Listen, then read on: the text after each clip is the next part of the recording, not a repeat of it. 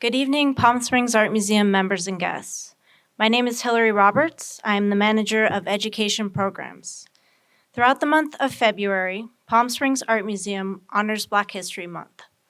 For several years, the museum has partnered with Palm Springs Black History Committee to highlight Black art and to provide educational opportunities about Black history.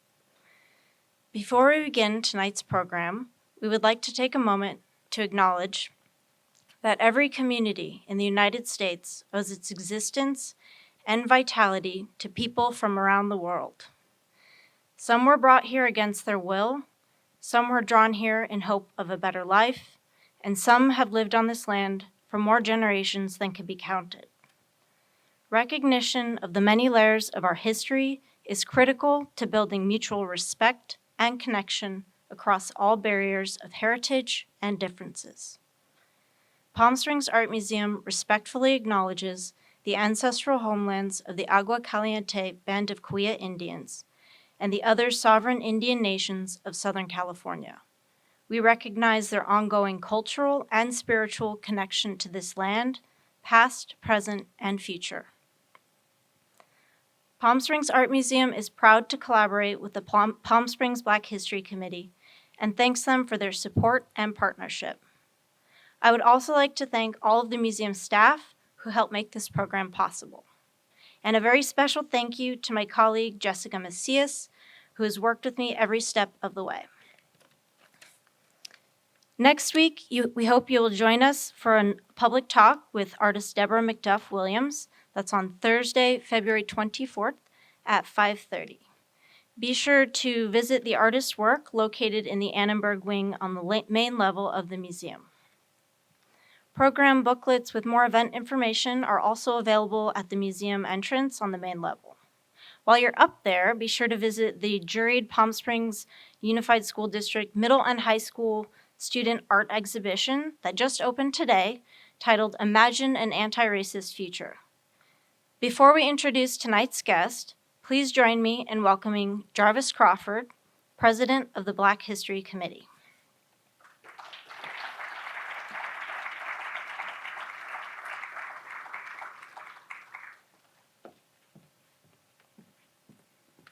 Thank you, Hillary. Hello. Hey, it's a lot of you guys out there. Well, I want to first say thank you on behalf of the Palm Springs Black History Committee. I want to say thank you to the Palm Springs Historical Society, the City of Palm Springs. I want to say thank you to you listeners for coming out. I don't know if you guys know, but this wasn't the original location for this event tonight. But because of the response of folks wanting to come out and see the great things that the Palm Springs Art Museum is doing, and because they want to get some history and education on Black History Month, they brought us down to the theater. So let's keep bringing things into the theater.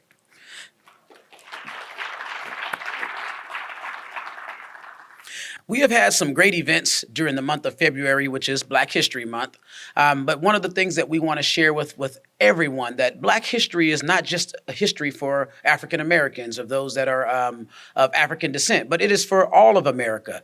I know growing up as a youth, I got limited history when it came to the history books. And so February was kind of a month to put together to share some of the great things that African Americans have contributed to the society here. And because of Black History Month only being a short month, you can't fit all of Black history in 1 month. You got to share this stuff year round, just like we do with any other history that we get. So we've had some great events. Oh, all right. Thank you. Thank you. We've had some great events, like I stated before. We had a great Martin Luther King celebration in the month of January for Martin Luther King Day. I don't know if you guys know, but in the Coachella Valley, we celebrated Martin Luther King Day a year before it even became a national holiday. So let's give ourselves a hand here in the Coachella Valley for doing that. Not only did we have a great Martin Luther King event, and it was in the actual city of Coachella. They were the first city to actually say, hey, you know what? We're going to make this a federal holiday. So thanks to the city of Coachella for that. We also had a great awards gala at the Palm Springs Hilton a couple of weeks ago. We had great education nights. We went to different locations and shared education both to families and youth, be it health and wellness, because the theme this year is Black health and wellness. And so educating on health and wellness, we've done that for education night. We had a great event last Thursday here. There was a little dancing going on in the museum. I don't know if you guys have ever seen that before, but it was some dancing. How many folks were here for that? All right. You guys had to come back again.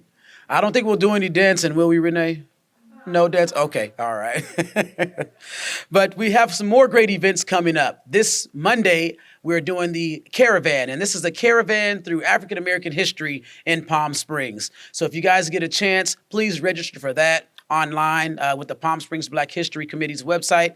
Just Google Palm Springs Black History and you can find us. But it's going to be a great time to hear about some of the great things. As you guys know, Modernism Week is right up here on us. And we'll be talking about some of the great modern architects in Palm Springs. And one that is world renowned, and everybody has heard of this gentleman, Paul R. Williams. And we'll be talking about some of the great architectural work that he's done in our city. So please jump on the Caravan if you can. You get in your own vehicle. We put an FM transmitter. You dial in and listen, and you'll hear some great history on African Americans here in the Palm Springs area.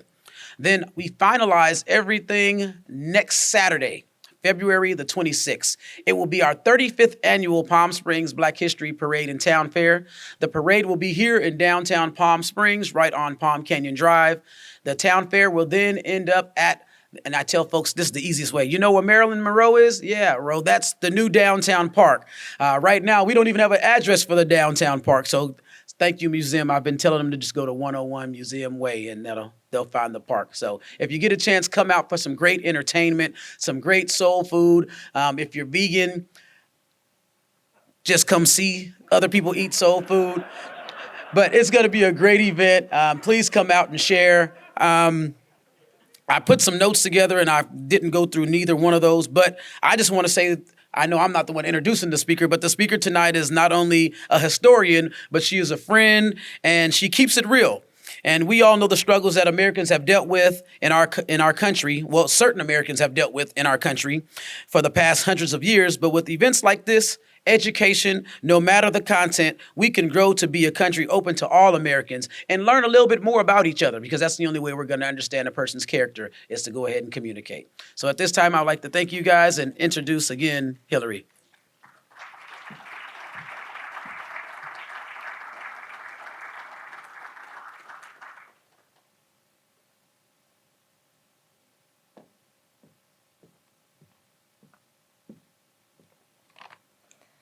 Tonight, we are delighted to present a comprehensive timeline of racism, anti-Semitism, and sexuality discrimination in Palm Springs with the Palm Springs Historical Society. Rene Brown received her bachelor's in social science with an emphasis on history, political science, and sociology from Chapman University in 2008. Formerly a journalist and educator, today, she's the Director of Education and Associate Curator at the Palm Springs Historical Society. Please join me in welcoming Renee Brown.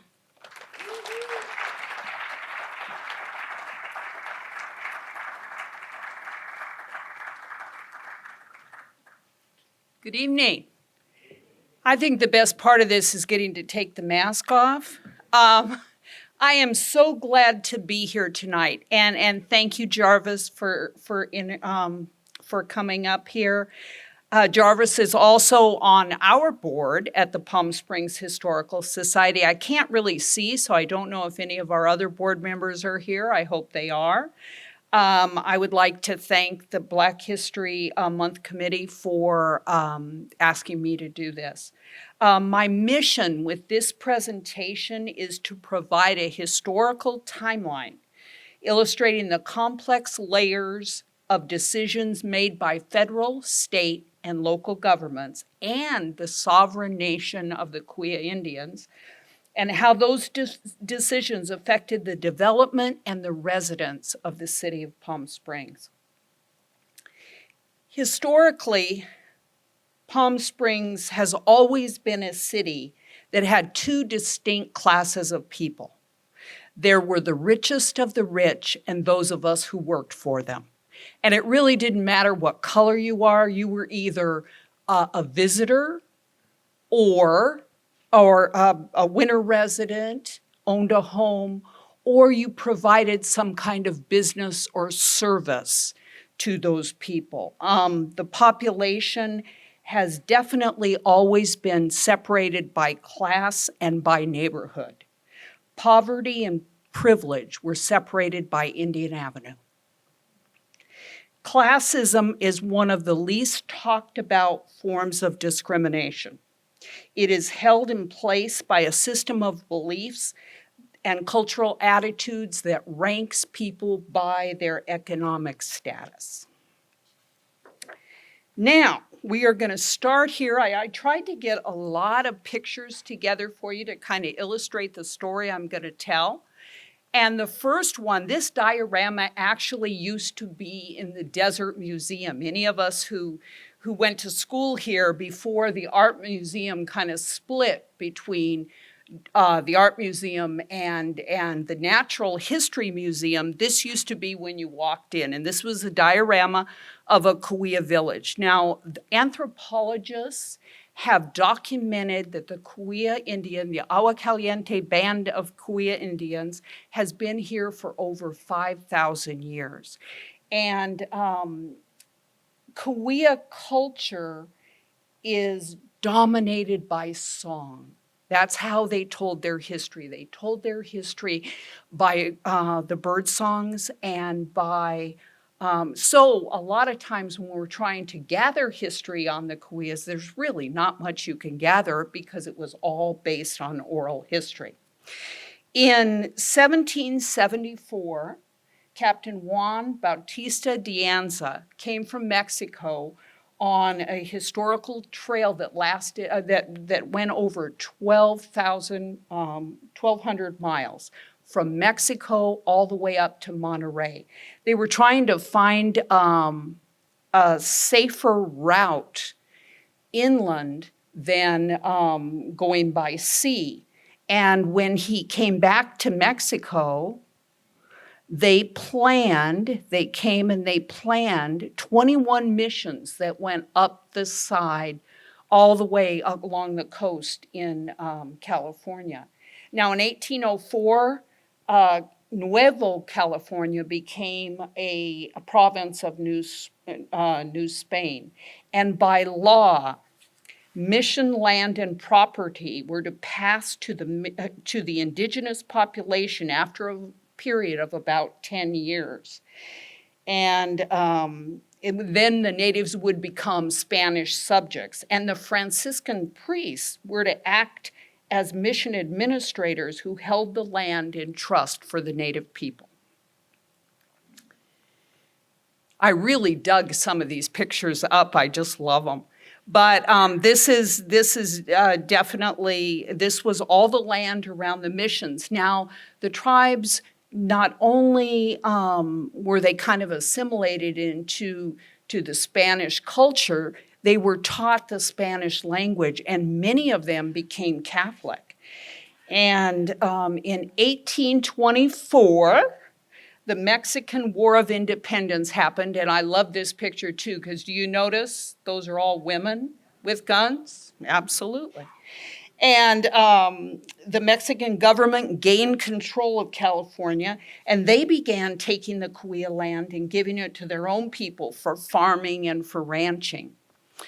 The American invasion began in 1846, and it lasted when war was declared between the U.S. and Mexico. And a lot of Americans came to California at that point, and the American troops occupied California. New settlers began flooding in and taking over even more Indian lands. California became a state in 1850, and at that point, the federal government in 1852 came to Temecula, actually. And let me see if I can do this. Right there is where the Treaty of Temecula was signed. And in that treaty, they brought local tribal leaders. And in that treaty, the federal government was supposed to save, reserve for the indigenous people 7,466,000 acres of land. Now, the treaty went back to Washington, D.C. It was supposed to be ratified by the Senate, but the Senate rejected the treaty and in a closed session, and they ordered the documents held in secret for 52 years. Now, local tribes got to go to Washington, D.C. a few years ago when the Smithsonian Museum actually brought the treaty out, and so people got to see it. Now, those policies, the indigenous people actually thought that they were following the treaty. They did not know that there was none. And the policies that were made by state lawmakers, they devastated the native population, and those who survived were displaced onto reservations. Now, in 1862, gold was found in La Paz, Arizona, and William Bradshaw started running stagecoaches from Los Angeles through the area to La Paz, Arizona. And there was a tribal leader named Cabazon, and there was also another tribal leader from Maricopa, Arizona, who actually told Bradshaw where all of the springs were located, and Bradshaw turned around and started stage stops at each one of those watering holes. We all know how hot the desert is. You can't survive without water. And this was the first stage stop in Palm Springs. And the people coming, and actually the people who ran the stage line here, started all changing the Cahuilla culture already when they started the stages. The Pacific Railroad Act also was passed in 1872. This is a great picture of one of our early train stations, and that would be out in Garnett. And so in 1862, to get the Transcontinental Railroad to go across the country, they promised the railroad companies every other odd section throughout the country, 10 miles on each side of the tracks in some spots. It depended on the elevation that they needed to lay the tracks. Now, in 1876, by executive order, the first reservations were plotted, and these are some great pictures, and you can see this is Palm Springs, and you can see the checkerboard because we're right around the railroad, and we really didn't, because of the mountains, have anywhere to give the tribe an area like that. We just didn't have the room, so everything was checkerboarded, and that absolutely had a lot to do with the development of Palm Springs. It is the development of Palm Springs. John Mccallum arrived in 1883, and he was from San Francisco, and he had been a former Indian agent. When he came to the desert, he came because his son was sick, and because he had heard about the hot mineral water, the hot healing mineral water. So he brought his family to Palm Springs. He bought over 6,000 acres from that had at one time belonged to Southern Pacific Railroad. And he started a ranch where he did agricultural products. And because of our nice warm climate, they would go to market sooner than a lot of other agricultural places. He built stone-lined ditches that brought the water. He actually from Tahquitz Canyon and from the Whitewater River. He also subdivided a lot of the properties, and these flyers went out all over California and actually all over the nation. And people came to California thinking that they were going to make so much money in real estate.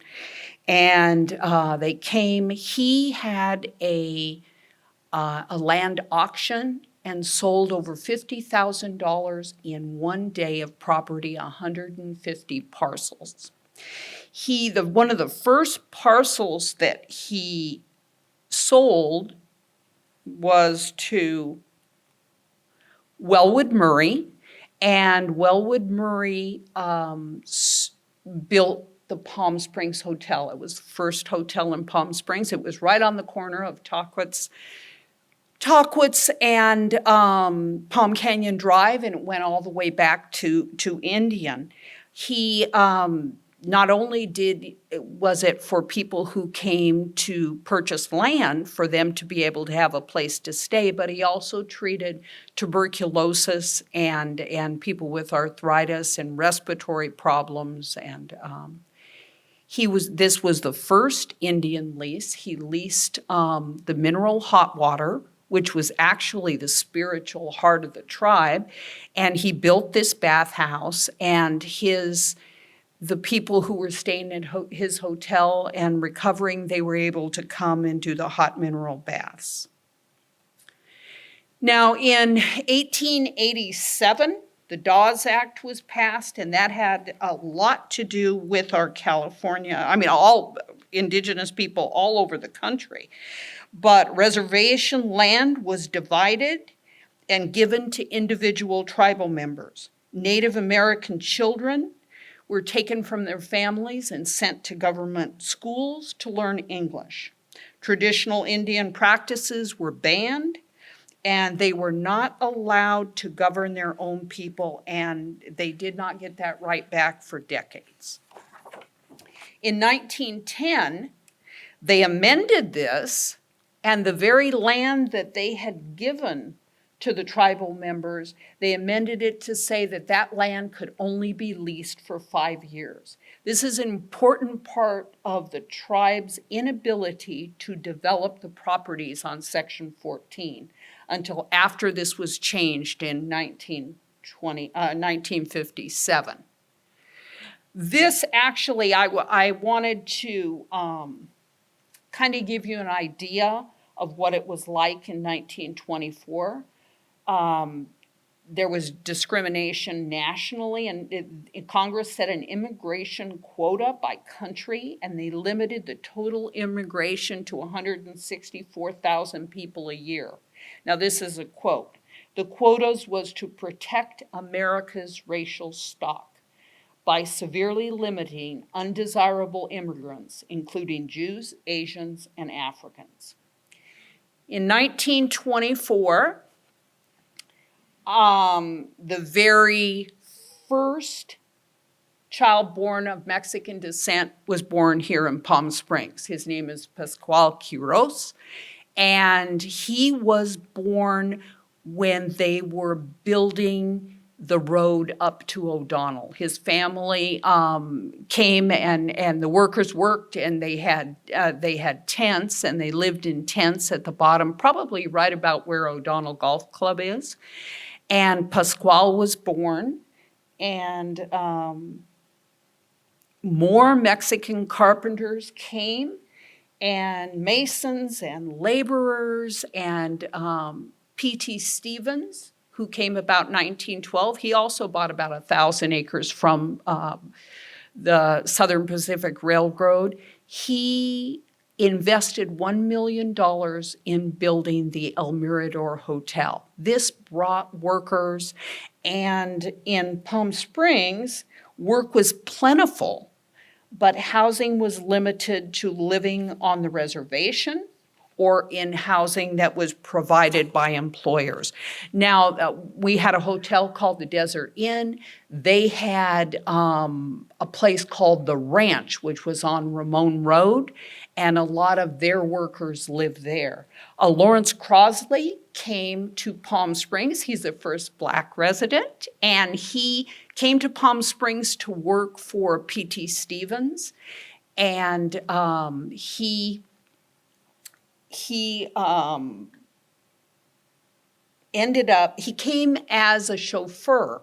He drove P.T. Stevens across the country back to Maine, where P.T. was from, and they became very good friends. Once they got back here, he had Lawrence manage the Whitewater Mutual Water Company, which was something else that P.T. owned. And this is a really early shot of Section 14. And because the workers really couldn't live anyplace else, I think the only developments at that time were up in Las Palmas. They were Mirador Vista. And they were big estates. They were very expensive. They were built for people who came from back east. And so the workers built their own housing on Section 14, and they paid whatever tribal member had the allotment so much a month for the land. This is a picture of Lawrence Crossley, only picture we have. And this is a picture of P.T. Stevens, and this was when they were taking the water from the Whitewater River into Palm Springs, and for the first time, Mccallum had used rock-lined ditches to get the water, but a lot would evaporate. P.T. Stevens put it underground, and this was water for his Mirador Vista development. It was irrigation water. It also watered the O'Donnell Golf Course, and Lawrence Crossley managed that. Lawrence Crossley also designed the golf course at the El Mirador. He had designed golf courses in New Orleans, where he was from, and so P.T. Stevens had him design the El Mirador golf course. Now, this is another picture of Section 14, and many of the Mexican workers either lived on Section 14 or they lived on Crossley Corners, which Lawrence Crossley had some acreage right at Ramon and Indian, where Ramon Trailer Park is, and there were also homes there that people could rent. Now, I'm going to go back a little bit. I had said I was going to talk a little bit about anti-Semitism.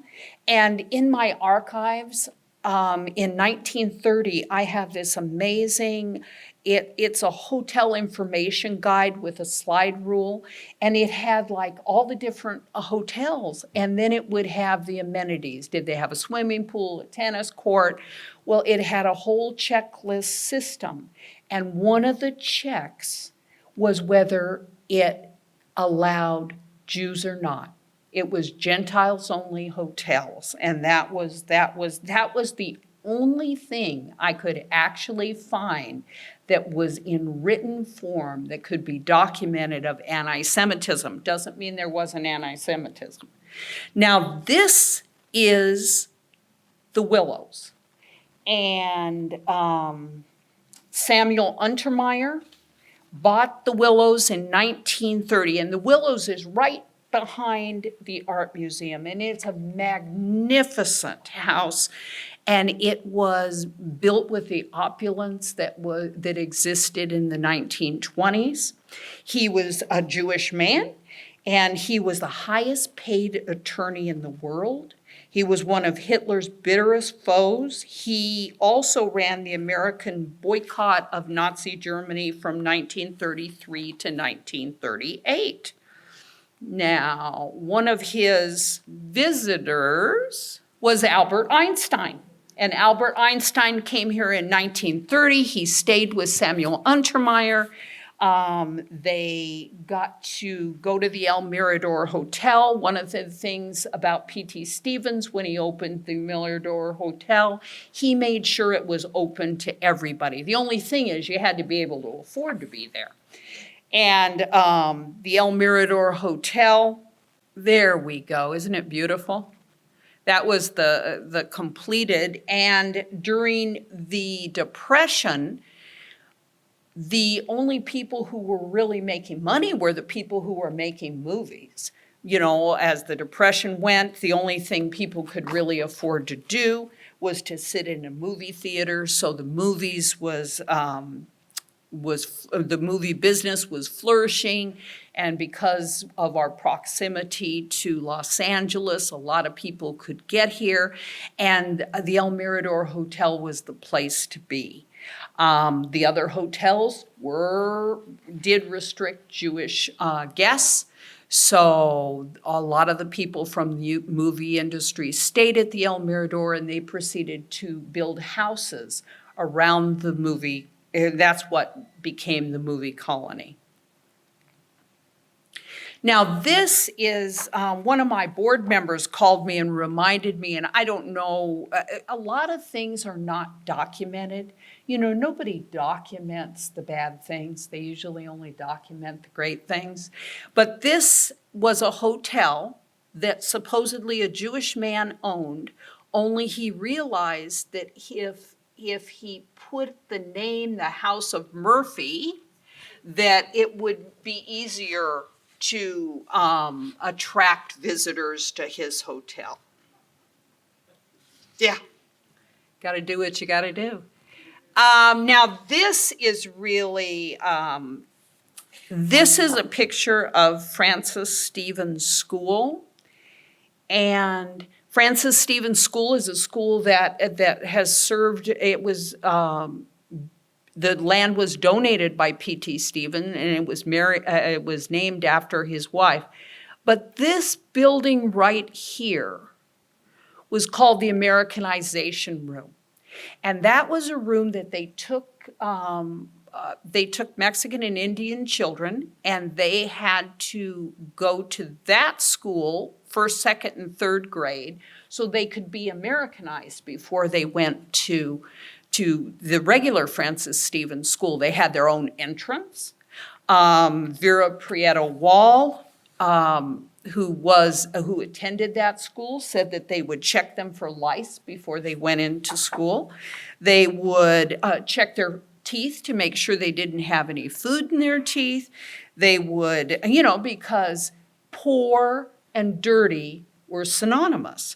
And so the children went there, they were Americanized, whatever that means, and then they were allowed to go to Francis Stevens School in fourth grade.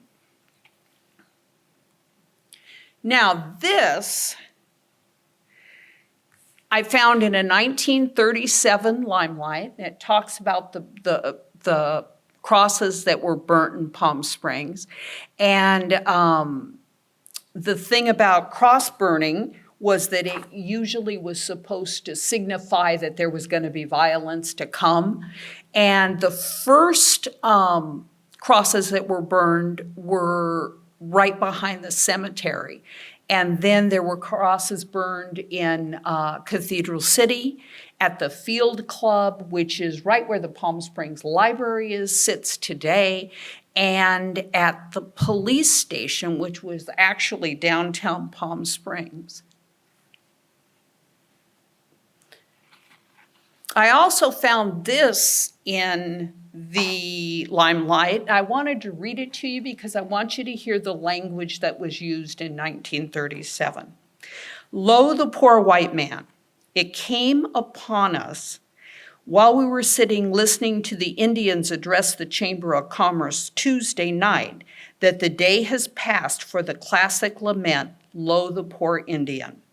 We have observed over a period of years the perpetual effort of villagers to keep Palm Springs a thing of beauty and quality. We are aware of the sacrifices that have been made in the building of this resort, where 90 cents of every dollar profit goes back into the till to make better and more beautiful hotels, shops, and newspapers. When we see this atmosphere of luxury menaced by cheap jerry-built construction on Indian lands in the heart of the village, we think and sadly think, blow the poor white man. For he is having a $10 million investment impaired by the operations of some 38 Indians, few of whom have had those educational advantages which mature the judgment and illumine the mind. That was in the front page of the newspaper. Now, this was the one thing that I can find, and I'm sure there are a lot of restrictive deeds if we all kind of looked at our deeds that we have on our houses. But this was a deed that was from the Warm Sands neighborhood on Indian Trail. And it was a property that was sold by Pearl McManus. And you can, I don't know if you can read but the bottom line is you had to, if you added any dwellings to this property, they had to be worth at least $3,500. Now, I bought my first brand new car in 1969. It cost me $3,900. So you can imagine in 1936 what $3,500 meant. Now, there's also, if you can see, you could not sell, rent to anything besides Caucasian. Another thing that she did that she was very famous for was she put an architectural restriction. So if you were going to change the outside of the building, you had to notify McManus Realty, and she would give you permission. Or an architect, they could bring the plans. So that's a restrictive deed, and we only actually have one in our archives, but I would imagine that if people looked at their deeds, they might find restrictions. A lot of homeowners associations and stuff put restrictions too. Okay, so in 1938, Palm Springs became a city. And up until then, we had really had a strong matriarchy of women who owned hotels and developments and property. But in 1938, we became a city with a council manager government, which actually means that every city council person has one vote for your district, just like we're doing today, and the mayoral position gets spread gets spread over the whole council. There were 7 districts in Palm Springs, and it was really they took Section 14, which had probably the most population, and each of the 7 districts had a little part of Section 14. And what that did was it diluted the vote of the working class. Now that brand new city council, and there they are, that brand new city council, they did a couple great things. The Palm Springs High School was built because before that, high school kids were driving all the way to Banning on a bus back and forth to school. And they had the Wellwood Murray Memorial Library built so that there would be a public library for the citizens of Palm Springs.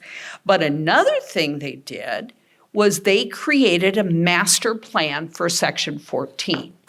And they wanted to have these streets. These were going to be the streets.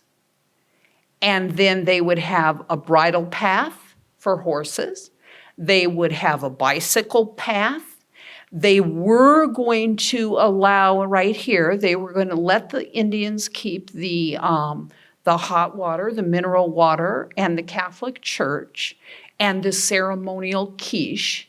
And that was going to be what they allowed the Indians to keep on Section 14. Well, and this was their thinking. They said the obviously cheap structures and their disorderly arrangement on Section 14 are in such marked contrast to the conditions on neighboring private lands. Now, it took a couple years, but the tribe responded. And they responded by saying, a brief warning to our people. This brief statement is issued in all sincerity in the protection of our rights. Greedy promoters continue to scheme to get control of our most valuable lands. Read about the newest plan of the City Council of Palm Springs. An Indian uncovers the master plan.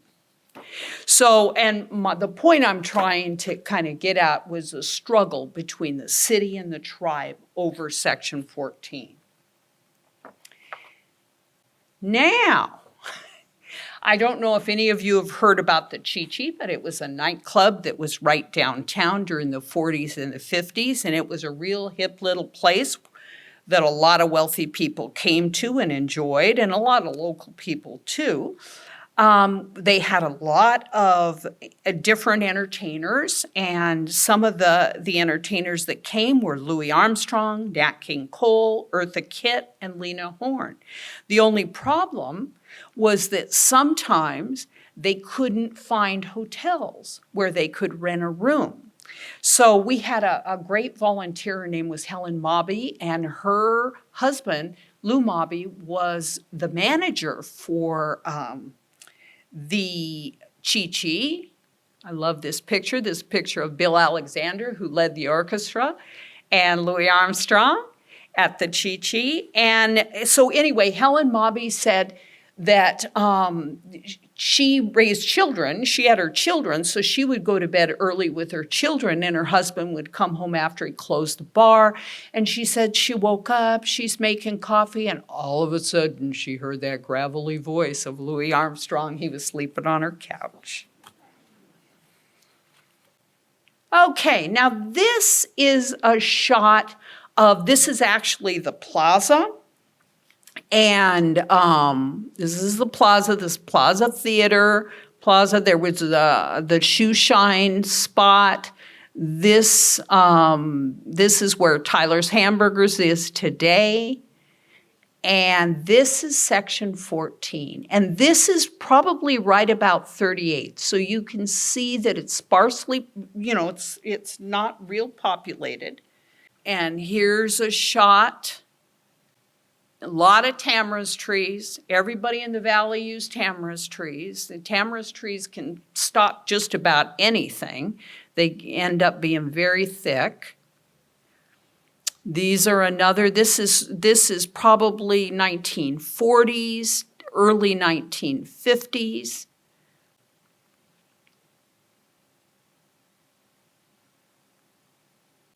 Okay, so Benny Mae Crawford came in 1942. She came from Carthage, Texas, and she put her kids in the car. Her husband had come to Palm Springs. He was working at Attorney General Hospital, and she came to town. She found a job immediately in the hospital kitchen, and she went to live in a house on Calle El Segundo and Arenas Road in Section 14.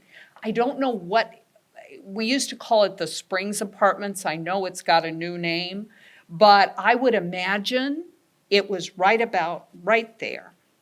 Now in 1952,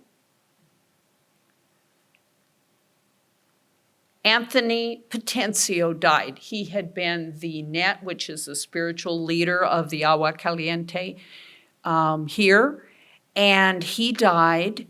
And his brother and sister, Flora and Joe Potencio, they were really upset because the language was being lost, the culture was being lost, the tribal culture, and they actually burned the ceremonial house and all of the cultural and religious artifacts. There's another shot of it. And that ended the time-honored leadership and structure, and it changed the tribal culture and how the culture was governed.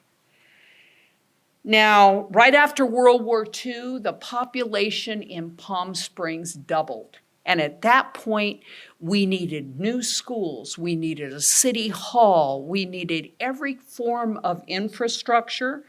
The residential building doubled. It was the mid-century building boom that we celebrate with modernism architecture this week.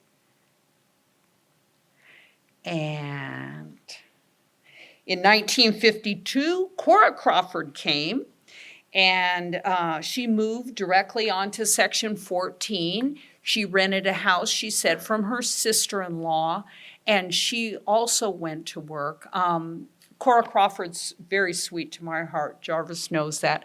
I probably wouldn't be standing up here today if it wasn't for the Palm Springs Child Development Center and for Cora Crawford being so generous, taking care of my rotten little boy who's not too little anymore, sitting in the front row.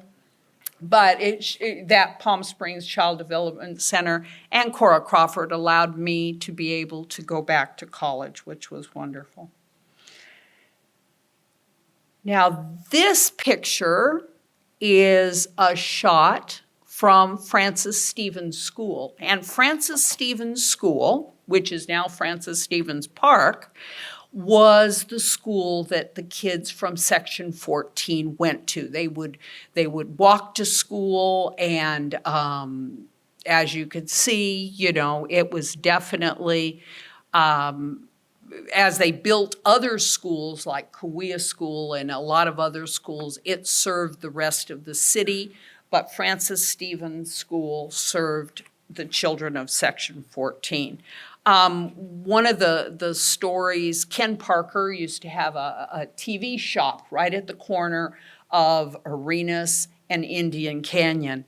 And he told me the great story about, when anybody didn't have a television, he would set the televisions up in his store, and all the kids from Section 14 would bring their chairs, and they would watch TV on Friday night. Now, 1954, Viola Ortner was elected as chairwoman of the tribe, chairman of the tribe, and these women were also elected. This is Elizabeth Monk. This is Laverne Sabo, who is Richard Milanovich's mom. This is Flora Potencio and Eileen McGill. Now, those women, they wrote bylaws for the tribe. They wrote a constitution for the tribe. They actually hired an attorney, Ray Simpson, out of Beverly Hills to represent the tribe. They enlisted the help of city leaders and federal representatives to lobby for the equalization of allotments and to extend the leasing laws. In 1957, they were successful. To a point, they got a 25-year extended lease. Remember, I had told you about the 5-year that they had amended the Dawes Act so that tribal members could only lease their property for 5 years. A lot of the homes that were on Section 14 actually were illegally built because they were there longer than 5 years in violation of the Dawes Act.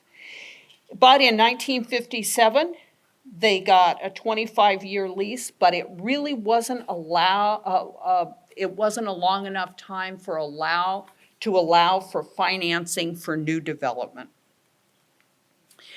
In 1957, this is a shot of the old bathhouse that was at Indian and Tockwitz Mccallum. They tore that down, and the tribal council hired an architectural firm called Victor Gruen and Associates, and they created a master plan for Section 14. The master development plan was a solution to what they called partially blighted and relatively vacant Section 14. Now, okay. I wanted, right about the same time, Lawrence Crossley bought property on Section 23. And this, I don't know if it's hard to see from here.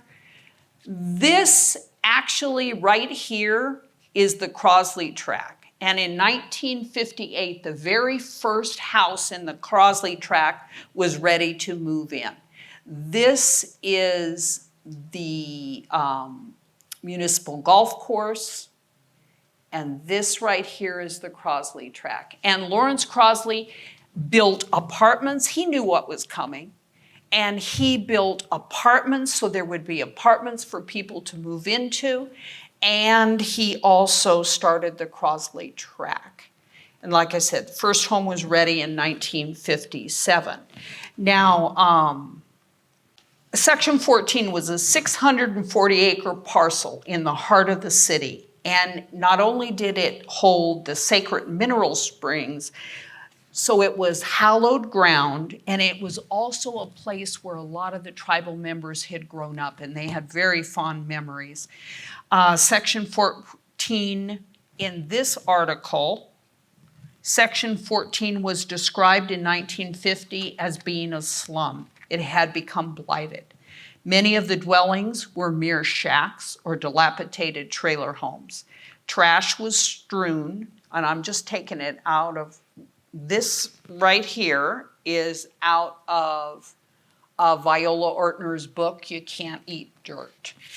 And she wrote this, many dwellings were mere shacks or dilapidated trailer homes. Trash was strewn most everywhere, and poor sanitation failed to meet basic city health requirements. These substandard living conditions were due to numerous factors, one of which, importantly, was the inability of tribal landowners to enter into long-term leases. Overcoming the obstacle to developing the tribe's precious land was first on the tribal council's list of priorities. Now back to the anti-Semitism. This is a sign from Thunderbird Country Club. But in Palm Springs, the power of the Jewish community really grew and grew strong. Thunderbird Country Club, you can see, you know, they used code words. This is a country club for people who qualify to be members. Supposedly, but you can't find any documentation on that. Supposedly, Thunderbird Country Club, Smoke Tree Ranch, and definitely the Palm Springs Tennis Club were restricted. The Jewish community grew over the years. I love this picture of Temple Isaiah. They built that. Can you see the Star of David's in the brick? And the Jewish community ended up, they flourished. They built a country club in Jewish developers built the Tamara's Country Club in Rancho Mirage. Zach Pitts and some investors purchased the plaza in downtown Palm Springs. Canyon Country Club became a country club that boasted to be a Jewish country club, a lot of Jewish members. It was also Jewish developers who, there's Canyon Country Club, who developed all of this land. The country club had a golf course on the north course, the Canyon Hotel, and these were all Jewish investors who did that, and they made leases with 23 tribal members. It was the largest lease nationally that had ever been done between tribal members and developers. Now this is a picture of Sammy Davis Jr. And one of the things that I had wanted to say is in the late 1950s and 60s, Sammy Davis Jr. bought a house in Old Las Palmas, Lena Horne, Nat King Cole, Things were starting to change. And I love this. I looked up Sammy Davis Jr. He was born to a Catholic mother and a Baptist father, and then he began studying Jewish history, and he converted to Judaism several years later in 1961. And this is him with Sinatra. Now, the legend goes that Sinatra built his house at Tamara's Country Club because he didn't want to, he wanted a club that was open to everybody. 1959, the women were successful with the help of city leaders. They were successful. They got a 99-year lease passed, and they also had an equalization of the allotments between the tribal members.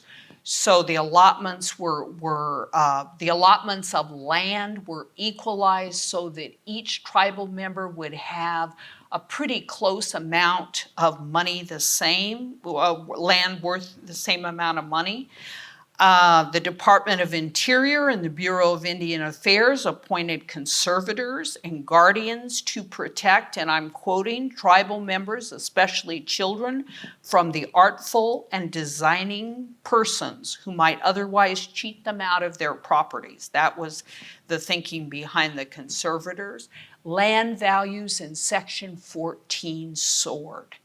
The Bureau of Indian Affairs set a June 1961 eviction deadline for the residents of Section 14. At that point, there was about 2,000 people living on Section 14, 321 white families, and 115 non-white families. Now, when the census counted at those times, if you were Mexican, American, then you were counted as white. So it's kind of hard to tell. You know, my nephew told me the other day, he's actually related to Pascual Quiroz, so he's been here in the desert for 3 generations. He says, you know, the difference with racism is you get to say you're an American. I am a Mexican American. When do I get to just be an American? I thought, oh my God. Makes you think. Okay, so the clearing of homes began in 1961. At the same time, Lawrence Crossley had built 30 homes that were ready for people to move into. So a lot of the former residents of Section 14 and Crossley quarters moved to the Crossley tract. A lot of people moved to Cathedral City. Many of the residents moved. Some people actually moved the homes that they had built. One of the articles that really caught my attention was a woman at a city council meeting say, but I've been paying for my house for years. I've made these payments. And she basically didn't understand until they told her she was paying for the house. She wasn't paying for the land.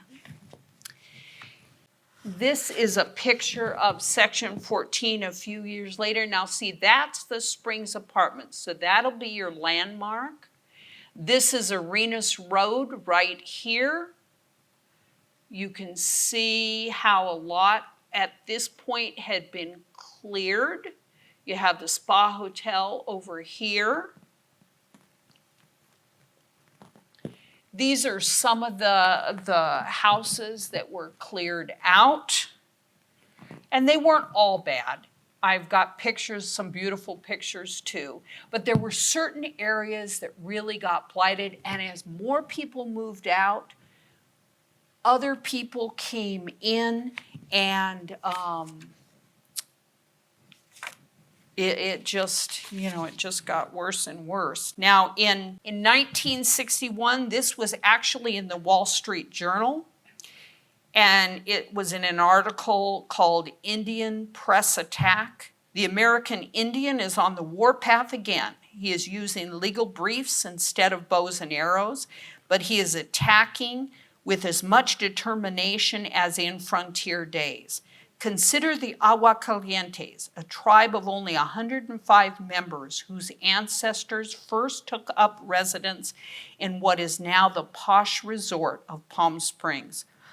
The lawyer they have used is Raymond C. Simpson of Long Beach, California, who has for a number of years been working to secure beneficial legislation on their behalf.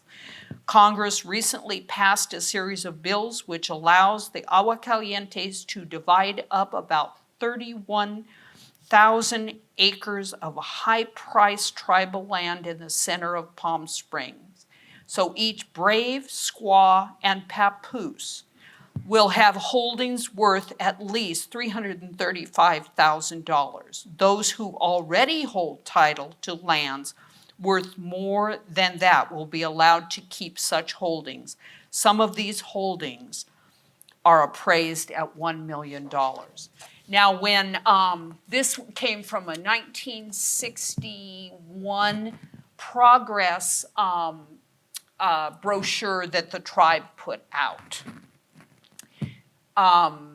Viola Ortner, when she wrote her book, she aptly titled it, "You Can't Eat Dirt," because that's what the tribe had before. They had land, but they didn't have any way to make that land pay, to get income from that land. Now, in 1961, ground was broken for the multi-million-dollar Palm Springs spa. The land underneath it was actually tribal owned. This is where the hot springs were, and the bathhouse was taken down.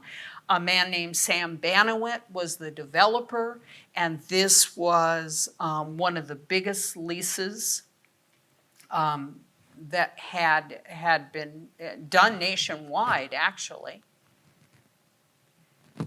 This here, you can see, this is the spa. This is the Wellness building that still stands there today. And the thing that got me is, where Sherman's Restaurant is? That hadn't even been built. Look at how dense the houses had become in Section 14. These trailer parks, I don't think were moved until the 1970s when the Santiago, I don't know the name of the trailer park, that is mobile home park, that is on San Rafael. But a lot of those trailers were moved out to that mobile home park because they were older trailers and they couldn't get them in any other park. So the city had to create a park. This I got out of the Desert Sun, and this June 27th, 1961, the city council calls for a 6-month moratorium on the June eviction deadline set by the BIA. The moratorium would stop house burnings and evictions on Indian-owned property. They stopped this because the FHA, the Federal Housing Administration, had promised to speed up certification of financial guarantees for low-cost housing, both private and rental properties. The local Bank of America agreed to process the federal loans. Section 14 residents feared that the red tape delay would delay construction of new homes beyond the moratorium, and they were right. Joseph Jackson was the contractor. He agreed to build 85 homes. I have been on the phone with the city to actually see if any of those homes were ever built. As at this point, they can't find the permits, but eventually we will have an answer whether he actually built homes or not. He was supposed to build the homes. He was promising that he would build the homes, $8,500 for a 2-bedroom, $9,500 for a 3-bedroom, $500 down, and $70 a month. This was based on the fact if you had a $400 a month income. The city council believed that 55% of the families residing in Section 14 would be able to afford to buy these dwellings. For those making less than $400, they were trying to work out a no down and a 40-year loans. Now, like I said, I can't really tell if this ever happened. I did find this postcard for Gateway Estates, and this was built in the early 1960s. But here they, the price was almost $19,000 and FHA and VA loans. Now this is, in 1962, the deputy sheriffs came in and they served final notices, and which ended a 5-year effort by the tribe and the conservators to clear the land because they had upgraded, they had made leases and they needed to upgrade the property. Notices were issued for 4 months before the evictions began. Agua Caliente owners told the Desert Sun that leases on the 2 parcels being cleared had ended a long time ago, in some cases 5 years. There were 11 mysterious fires on Section 14 that exacerbated the situation, as did apparent squatters who paid no land rent to other parties. Multiple articles on arson set fires were in the Desert Sun. As Palm Springs Fire Department razed and burned structures at no cost to the city, conservators and tribal owners paid to have the structures cleared. Deputies, these are some pretty tough pictures.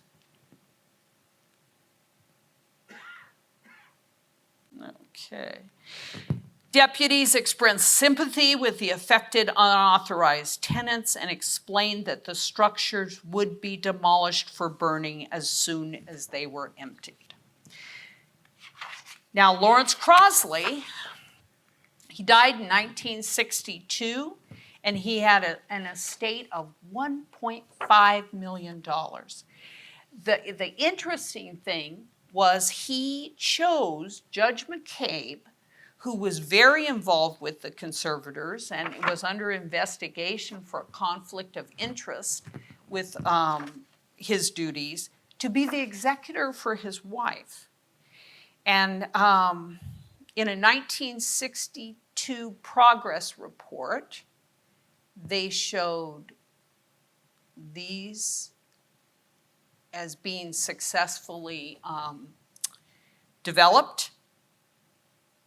And as far as we know, from 1963 to 1968, what remained in Section 14 was cleared. According to some reports, some who were children at the time remember that they went to school in the morning and came home to their burning homes. Many of the firemen and the policemen reported that the homes they cleared were vacant. So you get both stories. In 1964, the Agua Caliente Tribal Council charged the Bureau of Indian Affairs with unwarranted abdication. I had to look up the word abdication. It means the failure to fulfill their responsibilities. In 1967, the Secretary of Interior announced that it was opening more complete investigations, and those investigations found that some conservators had overcharged tribal members for services, sometimes more than the income that the tribal members had gotten from their leases.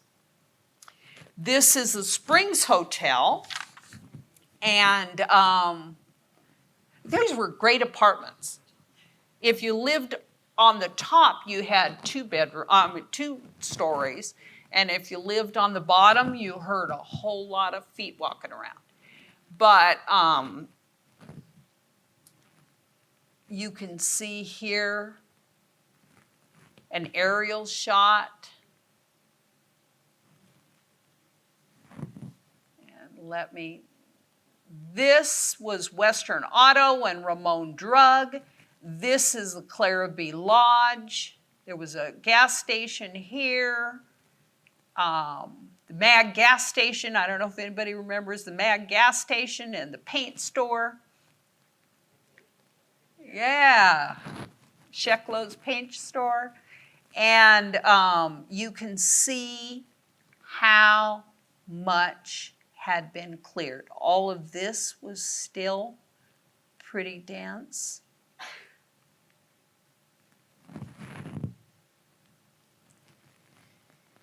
This picture kind of tells the whole story. You have the new and you have the old.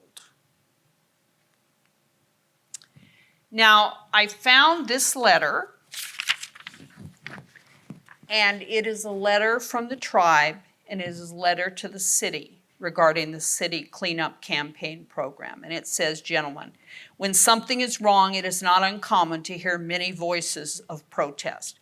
But when some constructive act is performed, it is all too frequently followed by silence. The Tribal Council of the Agua Caliente Band of Mission Indians wants you to know that they commend you for your recent cleanup campaign, and they ask that you consider this letter as a note of their appreciation. Very truly yours, Edmund Siva. And Viola Ortner, in her book, said it didn't matter what color skin the residents had. The issue was that it was our land and we had the right to develop it. And really, this whole thing, I think, was a struggle between Indian rights and class. One more time, you know, when you have money, you get to live where you want. When you don't, you kind of have to live where there's a spot. Now, after this, it was kind of hard for me to go into discrimination based on sexual preferences, but people always ask me, when did Palm Springs become a gay town? And I always tell them about 1913, when we had quite a few women who came here from back east, and they settled here, and whether they were gay or not, who knows.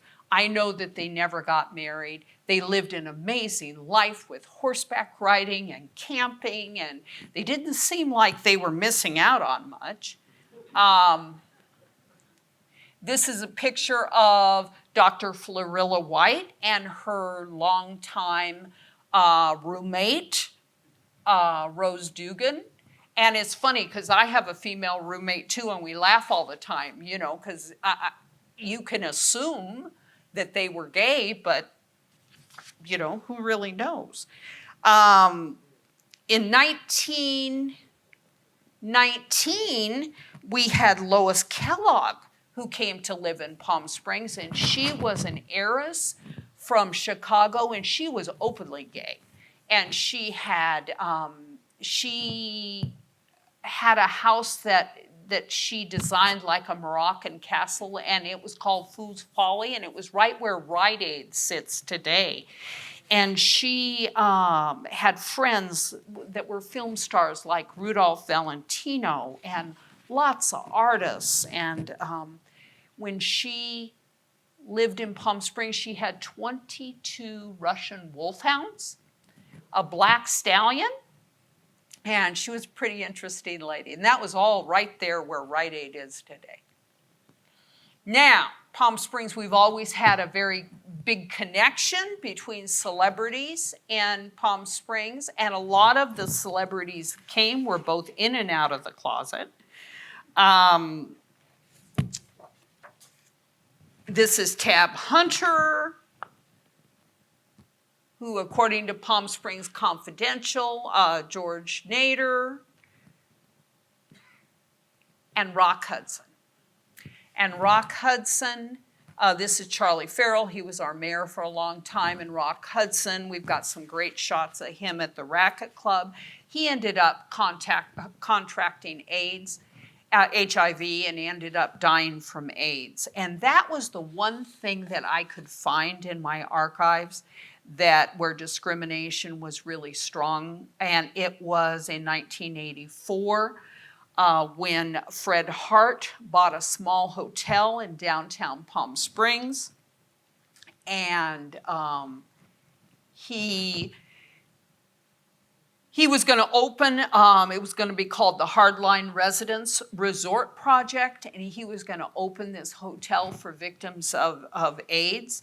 Only somebody wrote an anonymous letter to the Desert Sun, and it became nationwide news. I don't know why Palm Springs always becomes nationwide news, but it always becomes nationwide news. And the city council and a lot of the resorts, they opposed the AIDS hotel because they were worried that people wouldn't want to come to Palm Springs. It would hurt tourism if we had an AIDS hotel. People all over the country were just scared to death of AIDS at that point. Now, local politicians and business leaders voiced their fears, and the Hardline Residence Resort accepted its first AIDS patient in December of 1984. And Fred Hardline said, and this is a quote, "When you hear the stories about people with AIDS who have been losing their jobs, kicked out of their apartments, and rejected by family and friends, I would like to provide a place where they do feel welcome." And he did that. In 1985, the Desert AIDS Project. This is a beautiful building, but this ended up becoming the Desert AIDS Project. But when they first opened up, it was on Bellardo, and it was in Bill Smith was the executive director. And he said that AIDS was so controversial when they opened the first DAP office that there was so much anger directed at the people who had AIDS that the board was actually fearful of using the word AIDS on the door. He said that the office often received hateful letters and nasty phone calls from people intolerant of gay people and the disease. He said he realized that to succeed, the Desert AIDS Project would need the support of the community. This job, he said, is 60% service delivery and 120% politics.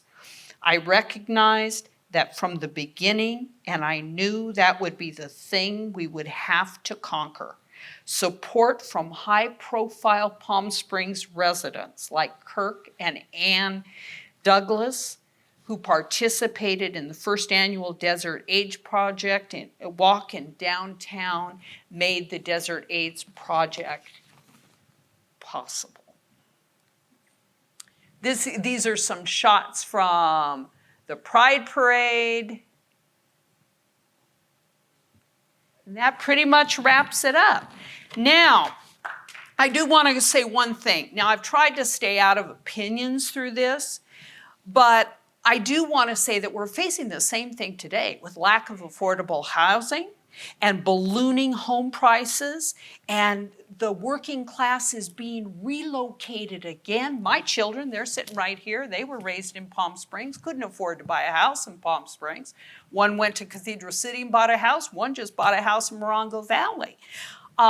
We have so many short-term rentals that absolutely stop the rental, other rentals, and they drive our housing prices up. So here we are. Most of the workers that are employed by the city can't afford to live in the city. People who work in downtown and make this town flourish, the hotel workers, the hospital workers, the restaurant workers, they can't afford to live in town. They have to drive in from Desert Hot Springs. So in my opinion, we got the same story going on, we just have a different decade.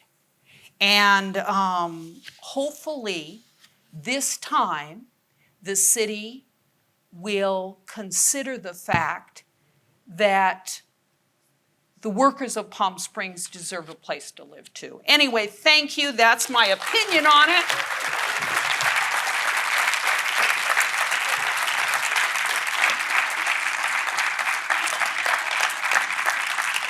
And if anybody would like to ask questions, I am open to questions. I don't know that I'll have the answer, but I'm open to questions.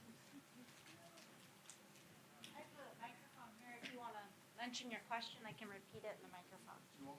Or you can.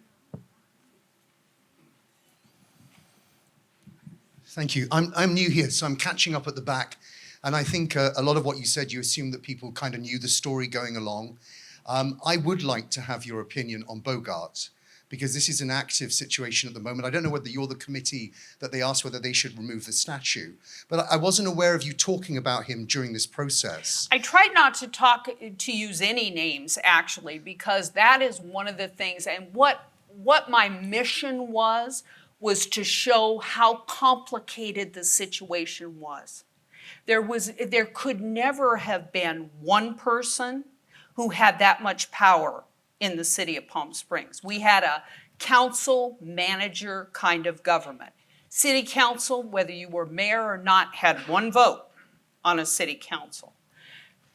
But is it your organization that they asked whether they should take the statue down, or was it a separate committee? No. The Human Rights Commission prepared a report that went to the city council, and that is And then to the how Historical process. Society? No, we're a nonprofit association. We're not included at all with the city. Where it went was the Historical Site Preservation Board, because they are the commission that is connected with the city that protects historical properties. The last thing that you included when you were talking about Section 14 was the letter from the Band of Indians. Yes. And I would love for you to add some value about why that was the last thing that you put in there and what you think it says about what actually went on. I think what it says was it was a partnership between the city and the tribe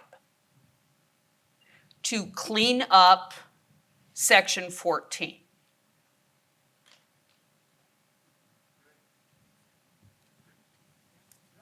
And what does that mean? What does that mean? Because you're being really careful what you're saying. What do you really think? What do I really think? I think it was the Indians' land and they had the right to develop it. And unfortunately, there were people who had been forced to live because we never have affordable property. We never have. We want people to work and make Palm Springs flourish, but we have never planned for a place for them to live. And that doesn't matter what color they are. I mean, I'm from North Palm Springs. My family came in 1948. My grandparents were Shanty Irish. So the one thing that they would not do is live on leased land, because they'd already learned that lesson. So we moved out. You can always tell somebody from North Palm Springs because we walk with a lean because it's so windy out there. No, I'm serious. And so, I asked my grandfather one time, I said, why didn't you move into town? You could have started your furniture store. It would have been easier. He said, because I will never lease land. Because you always end up on the bad part of it. This was a bad, it wasn't a bad decision. It was a decision that people made out of poverty in an affluent city. Is that not true, Jarvis? Any other questions? I have a question. Yes. In the Desert Sun a few days ago, in the interview that you gave the Desert Sun, you said you were astounded at the amount of information that is now being interest in dissertations and people writing books and articles about Section 14. Do you have any idea why that is? It's because of the Palm Springs. It's because Palm Springs brings people recognize that name. And it's connected with celebrities. I get calls all day long. I mean, I've got one production company, it's called the Racist Trees Production, and then I looked up Racist Trees Production because I wanted to see actually who those people were, and up popped an interview with Tucker Carlson, and one of my pictures that I showed you was on Tucker Carlson's show. I about passed out. Because everybody, and why? Because I hate to use the word carpetbagger, but a lot of people make money off Palm Springs. Always have. And this was a sensational story that sold. Yes? Is it true that Area 14, because it was on tribal land, didn't pay taxes to the city, so the city was getting more? Absolutely. Now, there was always a struggle between the city, and it depends on which time you're talking about, because the relationship between the city and the tribe changed over time. Now, if you're talking about in 1937, absolutely. You know, they figured that the people didn't pay taxes. It was sovereign nation. The tribe was getting the rent. The tribe could take care of the streets. There was no trash pickup on Section 14. The homes were not built to any code. When you look at the pictures, you can see some of them were built on wood foundations. Some of them didn't have any foundations. You know, we have codes, city codes for reasons. They didn't have to do that on Section 14. You know, a lot of the same carpenters who were building the Mirador Hotel, they're the ones who built their house. And also, a lot of people built their house, they lived in their house, and then they moved and they rented that house to somebody else. So it was a very complicated system, very complicated situation that actually people like to just make headlines out of it, like there was one part. This was a very complicated situation, and a lot of people were hurt. I have a question. Yes. I find myself increasingly confused. And, several years ago, I went to the Agua Cultural Museum when it was down on the Village Green, and they had a whole display on Section 14. Mm-hmm. And the distinct implication of that was that the city of Palm Springs had done this horrible thing to residents of Section 14, and that the Indians were somehow taken advantage of, or that they were not happy about it. And yet, you're suggesting, and I think it makes sense, because this is a partnership between the tribe that really now, with the new 99-year leases, had the chance to really develop their land, and the city that wanted to clean up this, whatever term you want to use, in the middle of town. So it's much more, but I'm still confused as to why the Agua Caliente Cultural Museum portrayed this in such a way that indicated they were the victims and the city was the perpetrator. Now, it wasn't, that was the museum, and they had a director, and, they had, that wasn't the tribe. As a matter of fact, I don't think you will get an answer from the tribe. They have pretty much, they just don't go there. But, I'm a history major, and I was taught follow the money. And I don't mean that in a mean way, but the bottom line is, yes, did the city benefit from Section 14 being cleaned up? 100%. We're a tourist-based town. Indian Canyon was the separation between the businesses of Palm Springs and the reservation. Indian Canyon. So, think about it now. They didn't have city services, so you didn't have sewers, You didn't have trash pickup. You didn't have all of those things. Electricity, you didn't have electricity in there. They had to take wires and put it onto electricity poles to get power. Think about that. Yeah, the city wanted it cleaned up. The tribe wanted it cleaned up. And the people who were living on it, they were the ones who felt the consequences. So it was a bad situation all the way around. Thank you all for your questions. That's about all the time we have tonight. And thank you so much, Renee. Oh, you're welcome.